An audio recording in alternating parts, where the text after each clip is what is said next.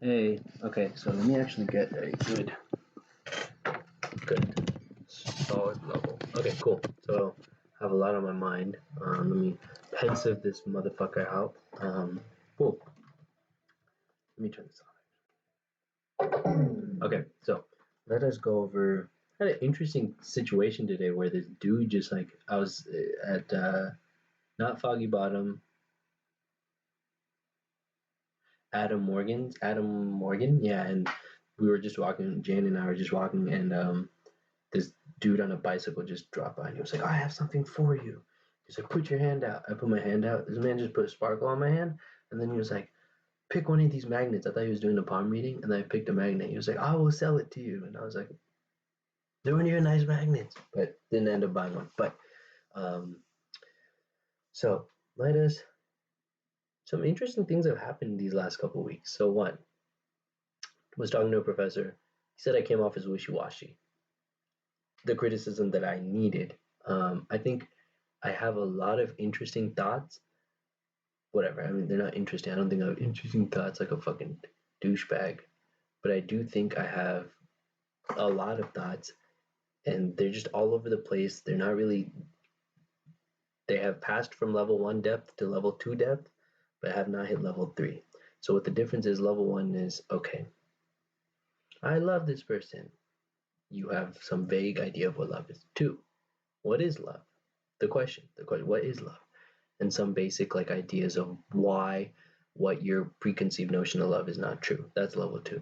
3 is then, combining all these different ideas from different people, different sources, different experiences, and then coming together with a solid definition for yourself, for your life. And so that level 3 has across the board, I have not really ventured into level 3 at all. So what I need to do is start now picking this, and I've known this, so I've been saying, I'm pretty sure I said this on earlier, find a topic and research more about it, see what other geniuses have said before about it, and learn. You're around too many smart people now to just have surface level thoughts, second level thoughts. I think it doesn't fly anymore. They ask further questions, and you just kind of like, oh, you're stupid. Stupid's not the right word. Your thoughts are just shallow. That's all it is. You want to be an ocean, not, I don't know, stupid analogy.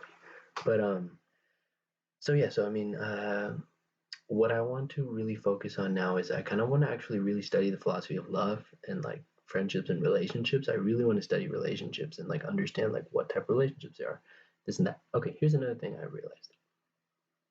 I think I have to change what it is that I'm looking for people. So I think the philosophical conversations I have, let's talk about it right now. Why do I have them first? Okay. There's two possibilities. One possibility is I want to deepen my thoughts, therefore have these conversations to learn. That is very true with some people. Mylan, the amazing conversation I had with Joel. There's some people where I feel like I am very attentive to what they have to say and I learn a lot from what they have to say. There's some. But I think the average person you run into in a social setting, but it's not true. This is whack though, but let me tell you, I think I have a lot of angst, and I just think life is so crazy and cool that I just want other people to see that as well. So I'm like, life is so crazy. Like, why are we not talking about crazy?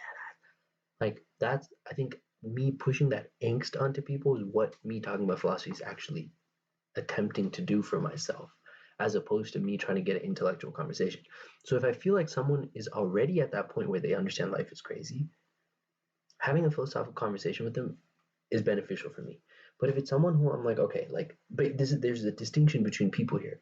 So let's say it's someone that I'm like, okay, everyone has something interesting to say. That's a whole other thing. So you have to take that into consideration. And everyone could possibly say something that is really amazing, right? Just with no doubt. And everyone probably does. But the probability of someone saying that could obviously be different. And so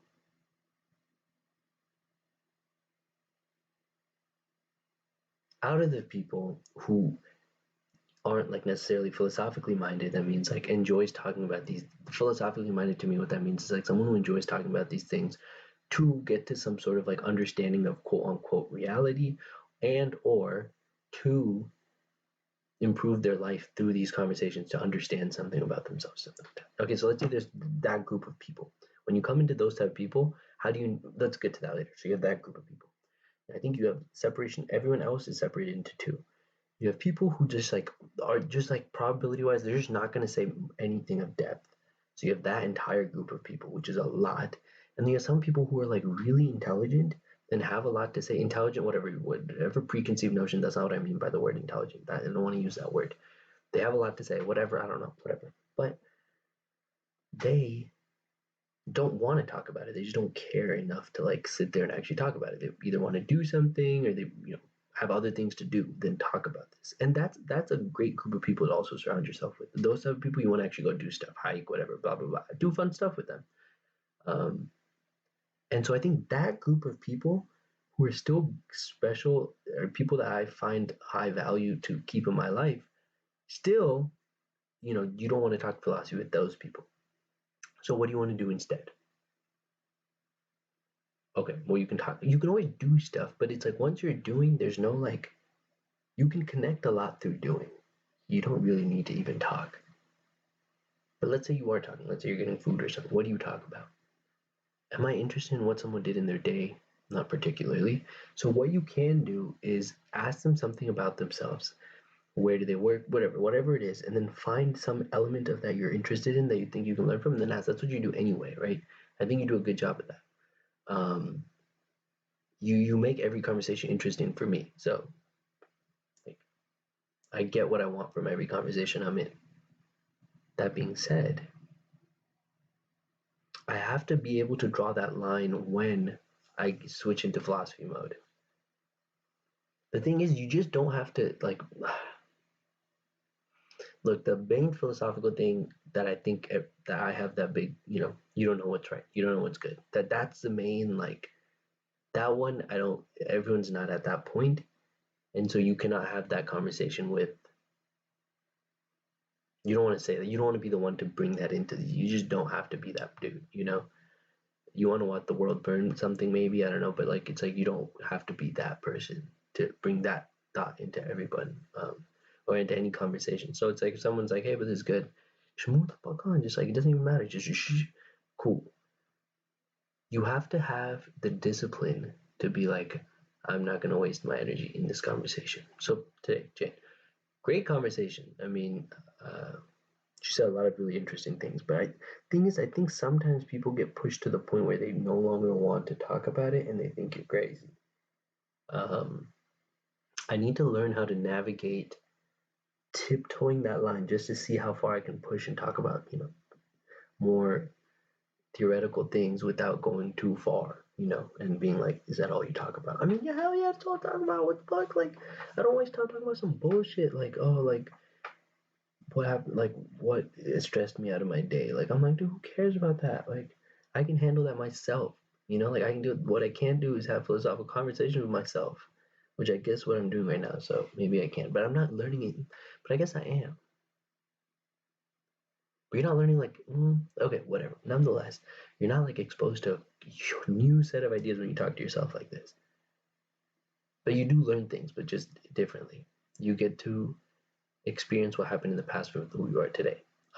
Okay, but let's put that to the side. So that's cool, right? So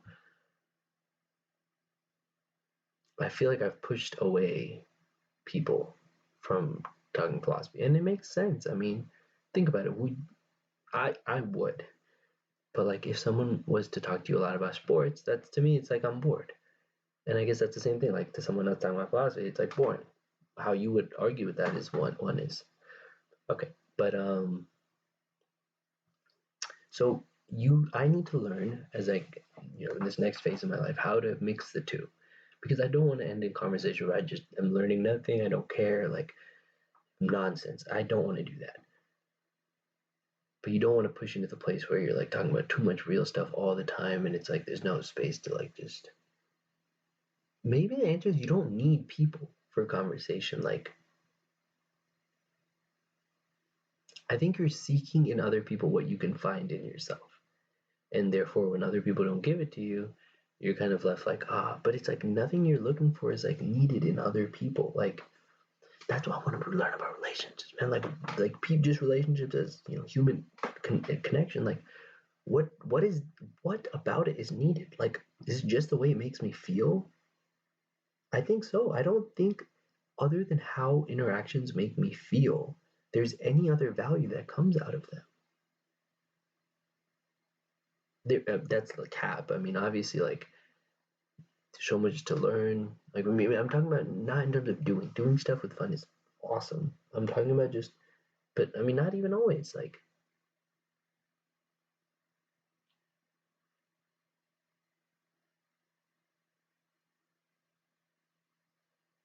you gotta like be your best friend, and then maybe you can find. I don't even know. I'm so confused. Like, okay, so Jane said something about, it's just about how you feel. I mean, maybe paying more attention to feeling can be beneficial, um, as opposed to so much like rational thought. Um,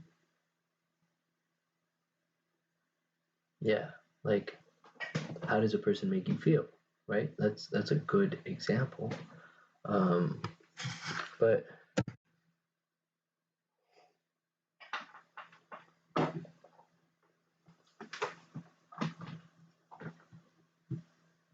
I don't trust my feeling a lot. That's why, and maybe that's a question to kind of go deeper into. I don't take feelings seriously. Like it's not like a legitimate like tell of anything, which is wrong. I mean, that's a wrong way to go about it. Because what other sense do you really have access to? I mean, all this thought is just maybe just a reaction to feeling. Okay, so let's go. It's all based on feeling, right? Okay, well, what should I do? Just fucking act impulsively all the time I feel anything towards anyone? Like, oh, I like you. Like, okay, maybe not. Maybe, yeah. I mean, okay, it doesn't need to be ones and zeros. Don't be that guy. So using feeling to kind of, you know, using feeling to make, the thing is, how I would respond to it is like, okay, what if like I can change the way I feel, and there's an optimal way to feel towards certain situations, and the optimal thing to do is create the right feelings for the right situations to create the best results. In which sense you control how you feel, as opposed to feeling just being something you can't control. I guess that's what the difference would be. So if feeling is not something I can control, and regardless I'm going to feel a certain way towards a certain thing, then it's like it doesn't matter what I think about it, just feel it.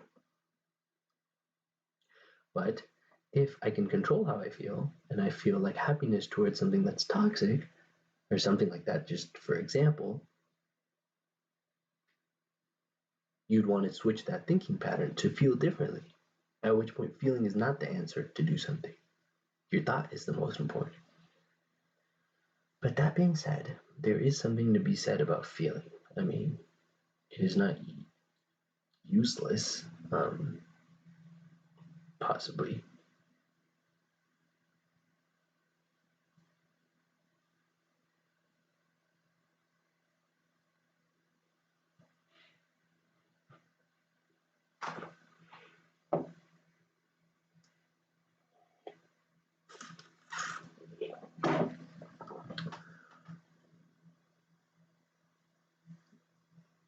Life is a crazy experience, man.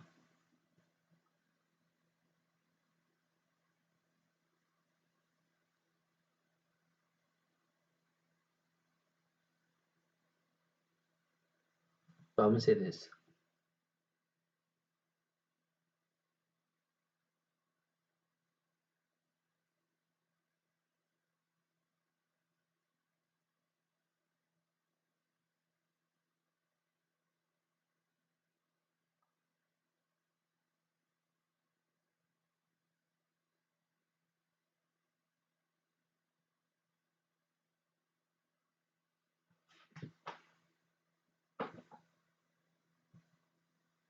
There's a certain level of amount you can be there for yourself, and I feel like when you're reaching that limit, then you can look external. But until you reach there, I think looking outside of yourself is a fruitless expedition. It just doesn't. It's not going to give you the rewards that you're seeking. And are you there for yourself? Well, look, are your nails cut? Is your room clean? Are your dishes clean? Are your clothes folded? Much better though, for sure. I mean, taking care of yourself, you've been pretty good, man. Eating right, definitely much better. I'm proud of you. I mean, still as a whole, like improvement wise, just you're actually taking care of yourself really good. Like even this, like I gotta cut it tomorrow, but you've been consistent. This beard is getting a little out of hand, but you can deal with it. I love beard. I feel ugly, and I'm trying to like fix that by like looking better. But I guess the real question is, why do you feel ugly? I feel like I'm unlovable, but like that's like cliche. Everyone fucking says that. Like, why? Why do you feel unlovable? Is a question.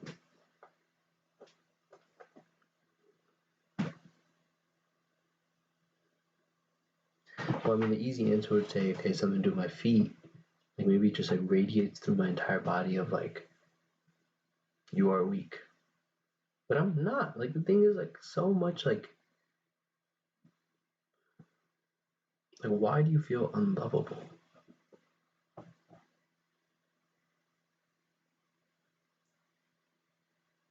Because you think of yourself as someone who shouldn't be loved because you feel like you are like me.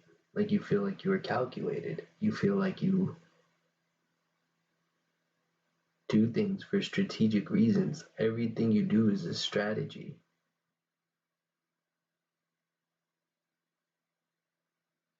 So you're afraid that when people find that out, they have just fit your strategy. It was just all a part of a game. And because of that, you know at the end of the day, no matter what you do, it was all strategic.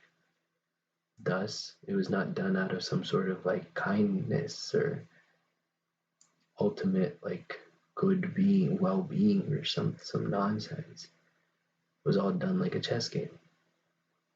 And so you don't feel like you deserve love because you know you don't deserve it.